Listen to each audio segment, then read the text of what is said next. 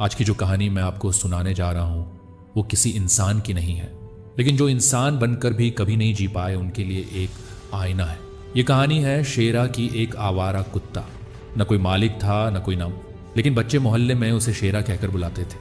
शायद उसके चेहरे पर कुछ शेरों सी हिम्मत थी, या शायद इसलिए कि वो हर आने जाने वाले को भौंक कर चेतावनी देता था, मैं यहाँ का रखवाला हूँ। शेरा पिछली टांग से लंगड़ा था। पता नहीं बचपन में किसी गाड़ी ने मारा था या किसी इंसान ने, लेकिन जो भी हुआ था उस एक टांग ने उसकी पूरी जिंदगी बदल दी। मोहल्ले में हर कोई उसे देखता था, लेकिन कोई समझता नहीं था।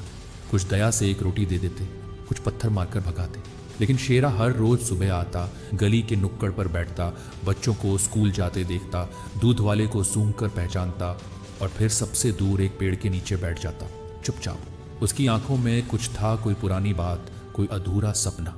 एक दिन की बात है, मोहल्ले के एक छोटे से लड़के आरव ने शेरा को देखा जब एक बड़ा कुत्ता उसे मार रहा था।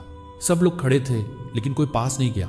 शेरा पहले पीछे हटा, डर के मारे कांपा, लेकिन फिर अपनी लंगड़ी टांग को घसीटते हुए उस बड़े कुत्ते के सामने खड़ा हो गया।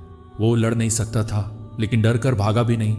शेरा ने हिम्मत करके बड़े कुत्ते को हराकर भगा दिया और फिर शेरा वापस पेड़ के नीचे आया और उसी शाम आरव ने उसके लिए दूध लाकर रखा। धीरे धीरे आरव और शेरा में एक रिश्ता बनने लगा जो बोलता नहीं था लेकिन गहरा था। एक दिन आरव उदास बैठा था। स्कूल में उसे रेस में हिस्सा लेने से रोक दिया गया था क्योंकि वो थोड़ा मोटा था और टीचर ने कह दिया तू दौड़ नहीं पाएगा। आरव घर आया और शेरा के पास बैठ गया और बोला, शेरा, क्या तुझे भी कभी किसी ने बोला था कि तू नहीं कर पाएगा? शेरा ने जैसे जवाब नहीं दिया, लेकिन अगले ही पल कुछ ऐसा किया जो आरव जिंदगी भर नहीं भूल सका। शेरा उठकर खड़ा हुआ, अपनी एक टांग को घसीटते हुए और धीमी धीमी चाल में दौड़ने लगा। हाँ, दौड़ना शायद उसे कह नहीं सकते, लेकिन वो चला, घसीटा, रुका, फिर चला, पूरे मोहल्ले की गली पार की। आरव बस देखता रहा और फिर बोला, वो तो तू है शेरा, जो लंगड़ा होकर भी दौड़ता है, और मैं तो ठीक हूँ, फिर भी डरता हूँ ना हूँ। उस दिन से आरव ने हर सुबह शेरा के साथ दौड़ना शुरू किया। लोग हंसते, मजाक उड़ाते, अरे मोटू और लंगड़ा साथ में ओलंपिक खेलेंगे क्या?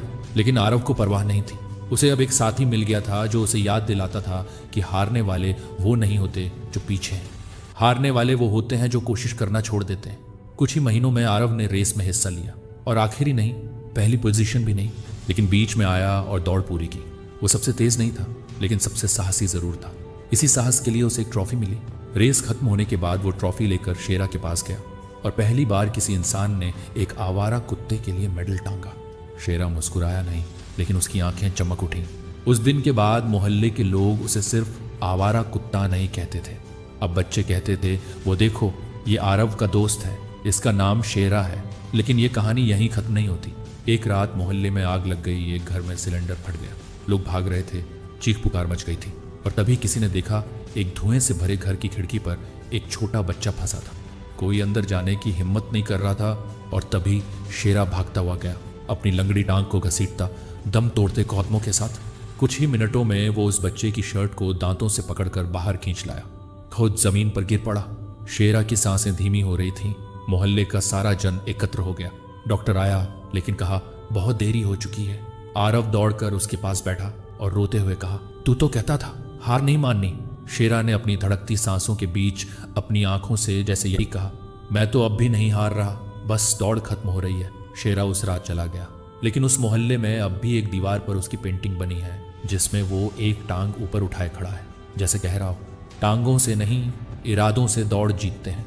तो अगर आप कभी खुद को कमज़ोर, पीछे या बेकार समझने लगे, तो एक बार उस कुत्ते को याद करना जो लंगड़ा था, लेकिन फिर भी पूरे मोहल्ले का हीरो बना।